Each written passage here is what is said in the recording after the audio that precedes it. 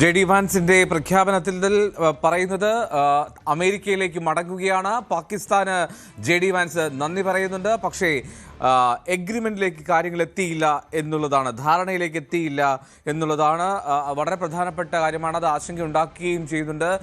അജയ്, എന്താണെങ്കിലും ജെ.ഡി. വാൻസ് ഇങ്ങനെ ചർച്ച ഫലപ്രദമായി ഫ്രൂട്ട്ഫുള്ളായി തീരാതെ മടങ്ങുന്നു എന്ന് പ്രഖ്യാപിക്കുമ്പോൾ അവിടെ എന്തൊക്കെയോ സൂചനകളുണ്ട്. അമേരിക്കയുടെ കൂടുതൽ പ്രഖ്യാപനങ്ങൾ അല്ലെങ്കിൽ വൈറ്റ് ഹൗസിന്റെ പ്രതികരണങ്ങളൊക്കെ വരുമെന്ന് പ്രതീക്ഷിക്കുകയും ചെയ്യാം. ഇനി എന്താണ് കരുതേണ്ടത് എന്നുള്ള ചോദ്യം, അവിടെ ചർച്ച അവിടെ അലസിപ്പിരിഞ്ഞു എന്ന് തന്നെ പറയുകയാണെങ്കിൽ എന്തായിരിക്കും ഇനിയുള്ളത് എന്നുള്ളതാണ്.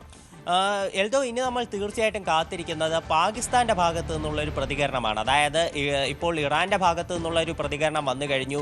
അതിൽ ഇസ്മായിൽ ബഗേയി വ്യക്തമാക്കുന്നത് ചില കാര്യങ്ങളിൽ അമേരിക്ക ഇപ്പോഴും കടുപിടുത്തം തുടരുന്നു എന്നതാണ്. പല വിഷയങ്ങൾ വിജയകരമായി ചർച്ച ചെയ്ത് അവസാനിപ്പിച്ചെങ്കിലും ചില കാര്യങ്ങളിൽ അമേരിക്ക കടുംപിടുത്തം തുടരുന്നു എന്നുള്ള വിശദീകരണം അത് ഇറാന്റെ ഭാഗത്തു നിന്ന് വരുന്നു. അമേരിക്കയുടെ ഭാഗത്തു നിന്നുള്ള വിശദീകരണം വൈസ് പ്രസിഡന്റായിട്ടുള്ള ജെ.ഡി. വാൻസ് നൽകി കഴിഞ്ഞു. അതായത് ഒരു എഗ്രിമെന്റിൽ എത്തിയില്ല, ഈ ചർച്ചകൾ നിലവിൽ അവസാനിപ്പിക്കുന്നു, ഇറാന് ഞങ്ങളുടെ ചില നിബന്ധനകൾ അത് അംഗീകരിക്കാൻ സാധിച്ചില്ല എന്നൊരു വിശദീകരണം ജെ.ഡി. വാൻസ് നൽകുന്നു. എന്തായാലും അദ്ദേഹം അമേരിക്കയിലേക്ക് തിരിച്ചു മടങ്ങിയിട്ടുണ്ട്. ഇനി തീർച്ചയായിട്ടും ഇതിന് മധ്യസ്ഥത വഹിച്ച പാകിസ്ഥാന്റെ ഭാഗത്ത് നിന്ന് ഒരു പ്രതികരണം ഉണ്ടാകേണ്ടതുണ്ട്.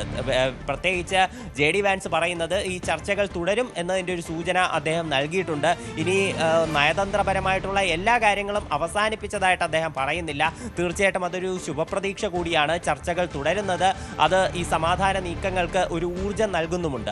അതുകൊണ്ട് തന്നെ ഈ മധ്യസ്ഥത വഹിച്ച പാകിസ്ഥാൻ എന്തൊക്കെ വിഷയങ്ങളാണ് ചർച്ച ചെയ്തത്, ഇനി പാകിസ്ഥാന്റെ ഭാഗത്തു നിന്നുള്ള മധ്യസ്ഥ ശ്രമങ്ങൾ ഉണ്ടാകുമോ, ഇനി ചർച്ചകൾ നടക്കുകയാണെങ്കിൽ അത് എപ്പോൾ, എവിടെ വെച്ച്, ഇനി ചർച്ചകൾ നടക്കുന്നത് വരെ ഏതൊക്കെ വിഷയങ്ങളിലാണ് ധാരണയായത്, അതിനി എങ്ങനെയാകും തുടരുക, അതുപോലെ ഹോർമുസ് കടലിടുക്കിന്റെ വിഷയം, അതിലുള്ള മറ്റ് ഇപ്പോൾ ഈ IRGCയുടെ ഭാഗത്തു നിന്ന് പുറത്തു വന്ന പ്രസ്താവന അത് എത്രത്തോളം വിശ്വസനീയമാണ്, ഇവിടെ സീ മൈനുകൾ ഉൾപ്പെടെയുള്ള ഭീഷണികളുണ്ടായിരുന്നു, അത് നീക്കം ചെയ്തതായിട്ട് അമേരിക്ക പറയുന്നു, അതിലെന്തെങ്കിലും സ്ഥിരീകരണമുണ്ടോ, തുടങ്ങിയിട്ട് നിരവധി വിഷയങ്ങളിൽ പാകിസ്ഥാൻ വിശദീകരണം നൽകേണ്ടതുണ്ട്.